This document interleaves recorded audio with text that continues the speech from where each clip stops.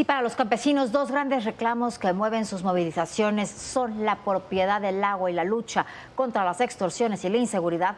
Para los transportistas, la violencia y la inseguridad en las carreteras es el punto nodal en toda su lucha. Claro que hay mucho más que reclaman ambos sectores, pero en los dos la inseguridad es lo que mueve los paros y bloqueos. Les llaman los piratas del asfalto, son los grupos criminales que manejan las carreteras del país, son los que generan la violencia y las extorsiones.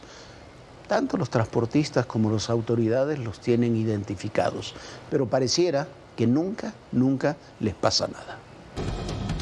Tras 4 días de conversaciones, productores agrícolas y transportistas levantaron los bloqueos carreteros. Autoridades federales, encabezadas por el subsecretario César Yáñez, prometieron mayor apoyo al campo, modificaciones a la ley de aguas y la creación de una fiscalía especializada para delitos en carreteras, además de la instalación de cámaras de vigilancia. Y es que la seguridad era parte importante de las demandas de ambos.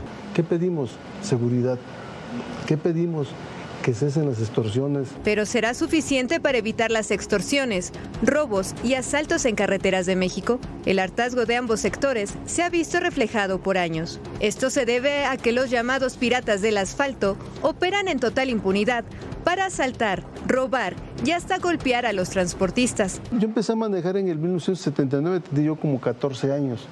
Llegaba yo a un lugar que ya me cansaba de trabajar. Me orillaba, abría las puertas de mi camarote y dormía bien feliz.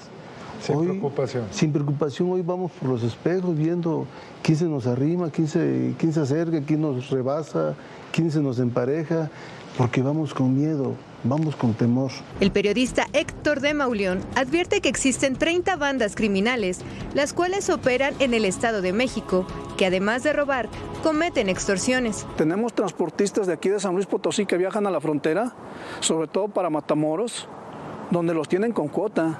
Y si los señores no hacen su aportación mensualmente, pues les queman sus camiones, así de sencillo. Entre los grupos criminales están la Familia Michoacana, la Unión Tepito y el Cártel Jalisco Nueva Generación. Su presencia no es reciente. Por año, las organizaciones de transportistas han reportado hasta 2.500 asaltos a camiones de carga. No se vale, o sea, tenemos que tener pues libertad, ¿no? O sea, porque creamos empleos, pagamos nuestros impuestos, pagamos seguro social, ISR, IVA, activamos la economía. Los transportistas sufren hasta 70 robos diarios de unidades y de mercancías, pérdidas que se suman a las extorsiones en retenes de policías estatales y municipales. Las carreteras con mayor número de asaltos son Puebla, Estado de México, Jalisco, Guanajuato y Michoacán. Bueno, y vamos a otro espacio que ha ocupado el crimen organizado. Ya lo habíamos advertido desde que se aprobó la ley que prohíbe la venta y el consumo de vapeadores. Lo único que lograría sería abrir un gran espacio a la operación del crimen organizado. En el país, 7 cárteles controlan y pelean por el contrabando de tabaco y vapeadores, y por esa vía obtienen ganancias de entre 15.000 y 20.000 millones de pesos al año. De acuerdo con el informe Humo, Vapeo y Poder de la organización civil Defensores, el documento señala que el cártel Jalisco, el cártel de Sinaloa y la Nueva Familia Michoacana han creado redes que abarcan la fabricación ilegal, la importación clandestina, el robo de carga, la distribución, la venta minorista y la extorsión de esta enorme industria ilegal. El mercado ilícito de tabaco y vapeadores, controlado por 7 cárteles, genera ganancias anuales de entre 15 y 20 mil millones de pesos, que se suman a los ingresos que obtienen por extorsión, de acuerdo con el estudio Humo, Vapeo y Poder, el nuevo negocio del crimen organizado de la organización Defensores. El informe establece que las autoridades no cuentan con metodologías claras para combatir esas actividades ilegales. Una de ellas, el uso de vapeadores, prohibida constitucionalmente. Y pasó justo lo que habíamos advertido, que no es que la gente dejara de vapear únicamente porque se firmó un papelito y se anunció un decreto presidencial, sino que las personas que ya utilizaban vapeadores tuvieron que recurrir al mercado negro, es decir, el mismo tipo que les vende cocaína, fentanilo, armas, drogas, es el que ahora tiene los vapeadores. La investigación explica que las 7 organizaciones criminales involucradas en el tráfico de tabaco y vapeadores son los cárteles de Jalisco Nueva Generación, de Sinaloa, la Nueva Familia Michoacana, del Golfo, del Noreste, Cárteles Unidos y la Unión Tepito. Además, las conclusiones de defensores hacen especial énfasis en que el mercado ilícito de tabaco y vapeadores genera ganancias anuales de entre 15 y 20 mil millones de pesos para el crimen organizado. Estos grupos criminales utilizan el dinero de la venta de vapeadores y también del tabaco de contrabando o el tabaco ilegal, estas cajetillas piratas que luego encontramos, quienes somos de la Ciudad de México lo vemos todo el tiempo fuera de las estaciones del metro, y con esa bolsa chica que tiene este valor entre 15 pero muy cercano a 20 mil millones de pesos anuales, pues compran armas, municiones, vehículos, dispositivos de telecomunicaciones, sobornan autoridades, y con esto pues generan una serie de delitos muy importantes: extorsiones, secuestros, sicariatos, tráfico de drogas.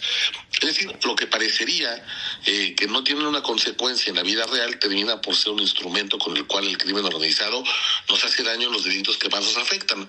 Y además, pues también genera un daño terrible al usuario.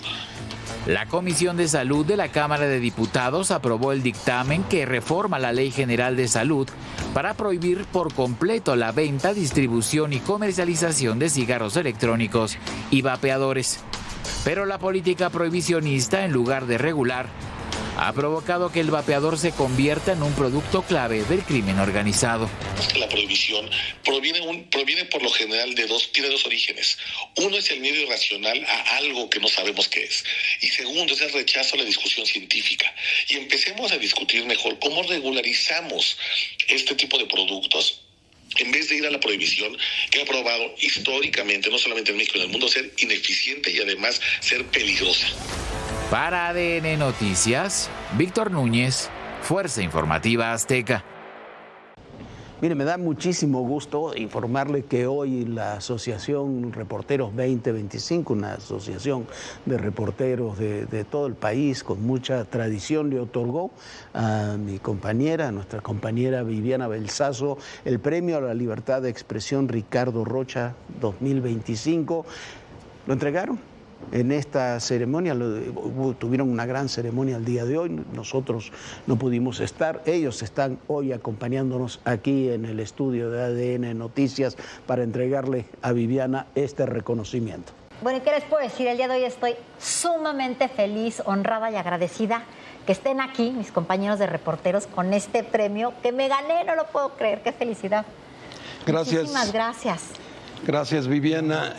Pues para los Reporteros 2025 es un gran honor, un privilegio estar contigo, y se determinó en este año, tenemos 16 años entregando esta presea, 5 mujeres periodistas, 5 hombres, y en este año tú formas parte de una de las mujeres, el Premio Libertad de Expresión Ricardo Rocha 2025-2025.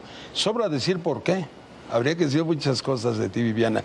Espero que sea de tu agrado y la verdad tus colegas, tus pares reporteros, periodistas te lo dan por esa enjundia, ese valor que le pones a todo lo que haces. No, les agradezco muchísimo que estén aquí, muchísimas gracias que estén en este foro. Y además de todo, en este momento... Yo la tengo que abrir, ella. Sí, claro. En este momento que es tan importante la libertad de expresión y donde se está jugando el todo por el todo. Mira mi medalla. Y en honor a Ricardo Rocha, es un honor que además de todo, gran amigo, compañero, periodista. Pues yo aquí estoy ya con mi presea y les agradezco de corazón que estén aquí. No, al contrario. Bueno, y también te traemos algo que es pues, una representación de los que firmamos. Este premio, este reconocimiento es de reporteros para reporteros. Ricardo nos dijo, el oficio de andar en las calles, de buscar la nota. Hoy en día todos teniendo un teléfono son reporteros, pero el reportero real es el que tiene la responsabilidad. Los felicito porque este es un lugar donde los reporteros son los que dicen la nota, no son notas que vienen de redes sociales, y entonces por eso habíamos pensado en darte este reconocimiento. Rafa, por favor, tú. Este reconocimiento, a partir de este año, el grupo de los reporteros fue invitado por el Foro Nacional de Periodistas y Comunicadores. Curiosamente tienen 26 estados y la Ciudad de México no tenía representación. Armamos el capítulo México y dentro de los reporteros 2025 pues ya tenemos nuestro capítulo. Habrá oportunidad de platicarte de qué se trata más adelante, pero por lo menos es la defensa de la libertad de expresión, también el apoyo social. Hay colegas que no tienen, pero nada, sobre todo los que ya están en el retiro. Este capítulo México va a buscar apoyar precisamente a ellos. Lo sé, lo acepto. Y si me lo permites, lo lees, por favor, Rafa. A ver. ¿Qué lo lees? Sí, por favor, Nico. ¿Cómo no? Muchas gracias. Viviana Belsazo, queremos expresar nuestro sincero agradecimiento y reconocimiento por el excelente trabajo que has realizado en la comunicación. Tu dedicación, creatividad y profesionalismo han sido fundamentales. Apreciamos profundamente tu compromiso con la excelencia y tu pasión por México. Muchísimas gracias. Y esta pasión que la comparto por México, como ustedes, bueno, quiero agradecerles mucho. Quiero agradecer los espacios donde trabajamos aquí en TV Azteca, porque sí nos han apoyado, nos permiten decir lo que investigamos, los datos duros que tenemos, y no es fácil. A pesar de las amenazas, de las demandas, aquí seguimos y aquí seguiremos trabajando, dando las noticias, informando a la gente. Sí. Muchísimas gracias. De reporteros para reporteros es este premio. Pues ya, de reporteros para reporteros. Muchísimas gracias y muchas gracias por haber estado aquí en Gracias y yo felicidades. quisiera decir una frase, mira, yo creo que estamos desde el corazón de la información, porque este canal, yo trabajé aquí y es muy importante para muchos que se han formado aquí, y hoy más que nunca justamente necesitamos la unidad del sector periodístico, más en estos momentos en que se han registrado pues una serie de irregularidades en los últimos años en contra del sector periodístico, y eso justamente es el objeto de nosotros. Uno, la defensa de la libertad de expresión, artículo 6º constitucional, y dos, el respeto al derecho a la información, artículo 7º constitucional. Hoy más que nunca debemos de cerrar filas, y no solamente es de reportero a reportero, sino también apoyarnos de reportero a reportero. Y la verdad, terreno perdido no se recupera, así que hay que seguir luchando todos los días por la libertad de expresión. Claro que sí. Muchísimas gracias. Muchas gracias. Vivi. Muchas gracias. Ay. Gracias, felicidades. Muchas gracias. Muy honrada, de verdad. Continuamos. Ahora vamos a ver esta entrevista con Francisco Martín Moreno.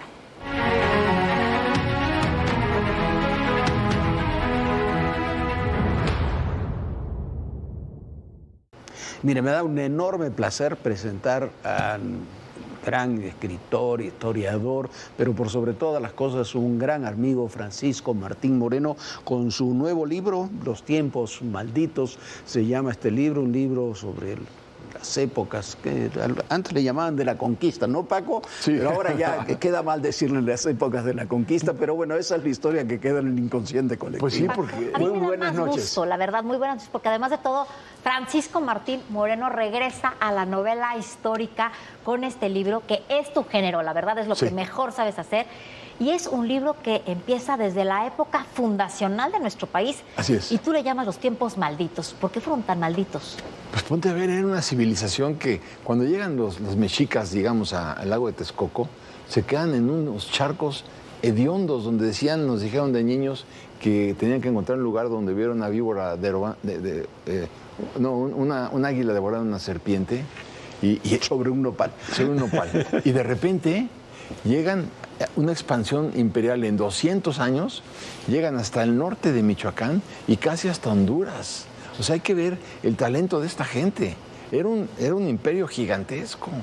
Y bueno, y digo los tiempos malditos porque no quedó nada. Cortés se presenta con Moctezuma y le dice que viene de parte de un rey que está del otro lado del mar, allende el mar, ¿no? Y que viene en plan constructivo, útil para trabar relaciones y tener actos de comercio y buscar el bienestar común. El bienestar común consistió, ¿qué queda del Templo Mayor? ¿Qué queda del Palacio de Axayácatl? ¿Qué queda del Palacio de Moctezuma? ¿Qué queda de nada? Lo destruyeron todo. Es increíble. Y además, a partir de que llega Cortés, se mueren los 3 últimos tlatoanis. Moctezuma se muere, bueno, lo matan, lo matan. Tú dices que lo matan a pedradas. Tú dices que lo matan. Es lo que nos dijeron en la escuela, que lo mataron a pedradas. No, La verdad de las cosas es que hay muchas... Bueno, vuelvo a un punto muy importante. La historia la escriben los españoles porque son los únicos que saben leer y escribir. Los mexicas hacían códices y los códices los quema Cortés. No todos, quedan algunos. Pero entonces, ¿quién contó finalmente la historia novelada de la invasión armada castellana? Los españoles. Y entonces ahí, volviendo al punto, es cuando se dice que Moctezuma llamaba a... Pedro de Alvarado llamaba a Moctezuma, le llamaba el perro. Imagínate, a un tlatoani que nadie podía verlo a los ojos, que era el sacerdote supremo y era considerado un semidios, lo pone de rodillas y le hunde una espada por el ano. Y así muere Moctezuma. Bueno, el padre de Malinali también lo asesinaron los... Malinali es la que conocemos como Malinche, pero en realidad es Malinali. Malinali, doña Marina. Ahora, manejas una historia muy, a tus arrebatos carnales, muy pasional entre Hernán Cortés y doña Marina. Ah, sí, absolutamente. Diríamos hasta sexual. Ah, bueno, absolutamente no, sí. Y ahí me pregunto yo que si estaban enamorados o no. A ver, Malinali, porque hay que aclarar lo que tú decías, Malinche es Cortés. No se vale decir la Malinche porque la Malinche nunca existió. Malinche es Cortés, ella es Malinali, Malintzin o doña Marina. Bueno, tenían unas relaciones muy eficientes porque ella era traductora, consejera y ella es la que le abre el camino a todos. Porque ella hablaba maya y hablaba náhuatl.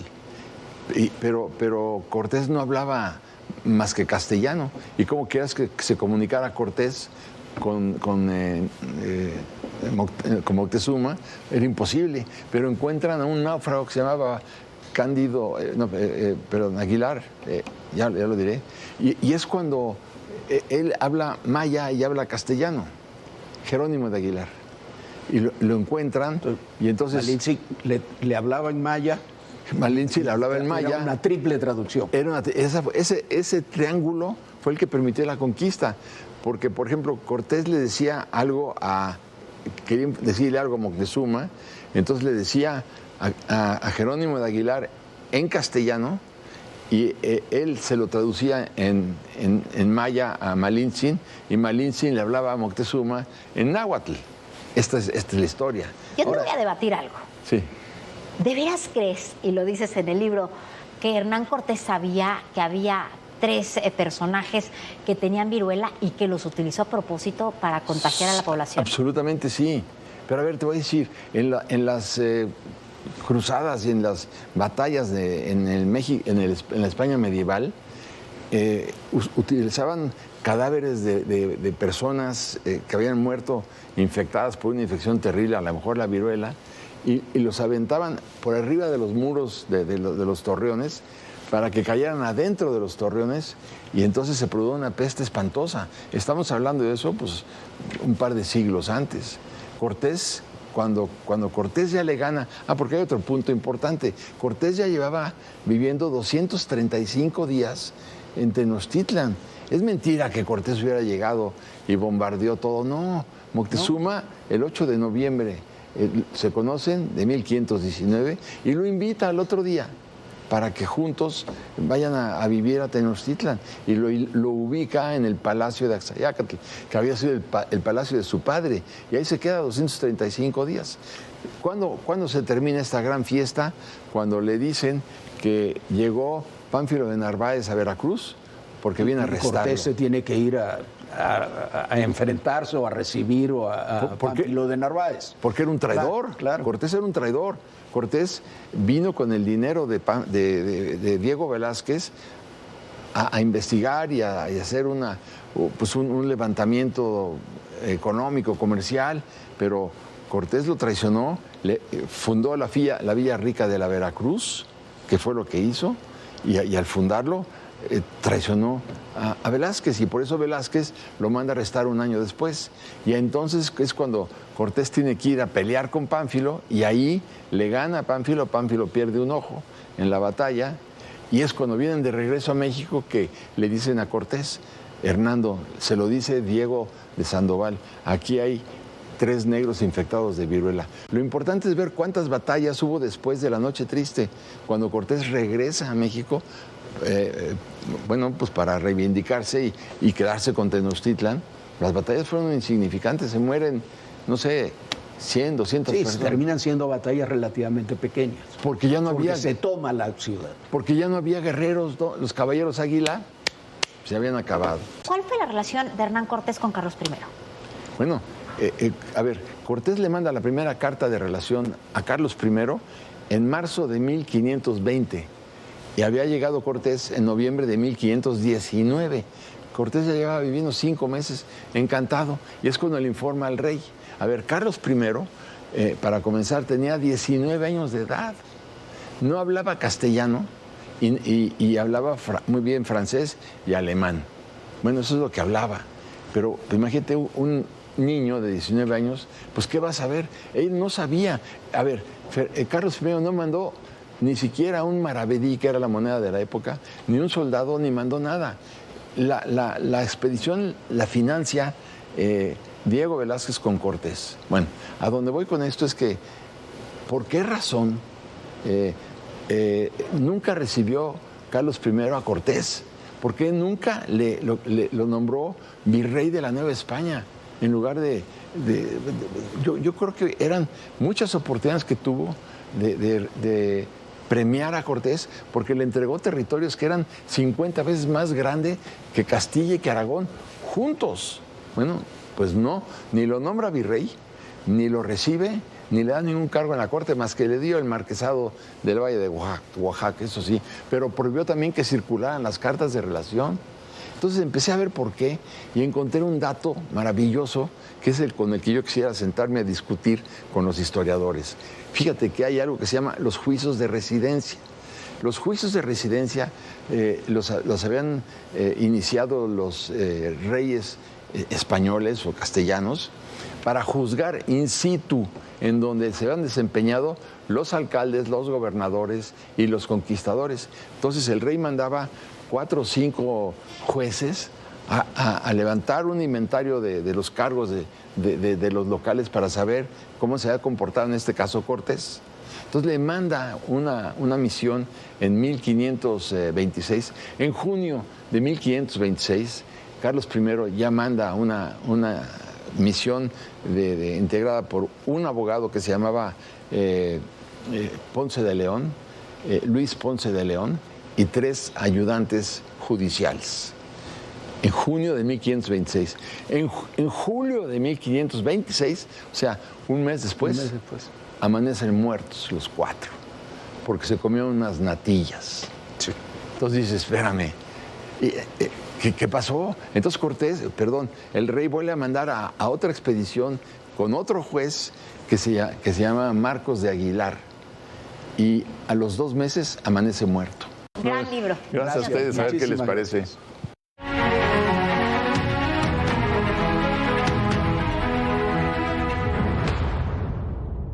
Y como siempre, qué ver, qué oír y qué leer este fin de semana. Mire usted, se cumplieron 50 años de la muerte de Francisco Franco. Bueno, y eso hay que celebrarlo, por supuesto. Pero vamos a hablar de cine, de música, de la literatura post-franquista, la que ha estado de una u otra forma imbuida por lo que pasó después de la muerte de Franco y de ese proceso fascinante que es la transición española. Que ver, se estrenaron 2 películas en forma casi simultánea y prácticamente con la misma historia. El trabajo de infiltración de una agente mujer del CNI, del Centro Nacional de Investigación Español, las estructuras de la ETA que permitieron desmantelar el núcleo duro de esa organización terrorista. La primera película se llama La Infiltrada. La segunda, Un fantasma en la batalla. Las 2 son muy buenas y exhiben la forma en que realmente se puede atacar este tipo de fenómenos terroristas terribles con inteligencia y usando los instrumentos del Estado. No son para nada películas fáciles o propagandistas, vale la pena verlas. ¿Qué oír? Mire, siempre que abordamos este periodo de la transición española, terminamos, por lo menos yo termino pensando en grandes personajes como Joan Manuel Serrat, Joaquín Sabina, pero hubo un cantante, compositor, artista, pintor extraordinario que se llamó Luis Eduardo Aute, que lamentablemente falleció hace unos 3, 4 años. Aute tiene algunas de las canciones más bellas del último medio siglo en España. Hay 3 discos, los 3 se llaman Autorretratos, volumen 1, 2 y 3, que tienen casi todo lo mejor que hizo Aute a lo largo de su carrera. Son discos imperdibles, fantásticos.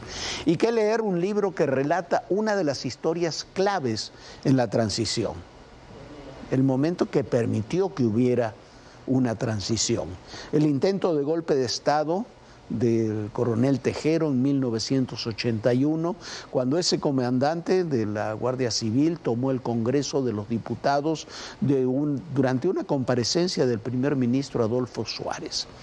Es un clásico, se titula Anatomía de un instante y lo escribió Javier Cercas, este gran, yo creo que es el mejor escritor español contemporáneo, que esta misma semana ganó el premio al mejor libro europeo del año por esa maravilla que es, ya le hemos hablado de él, El loco de Dios en el fin del mundo, que relata el viaje que hizo Cercas con el Papa Francisco a Mongolia.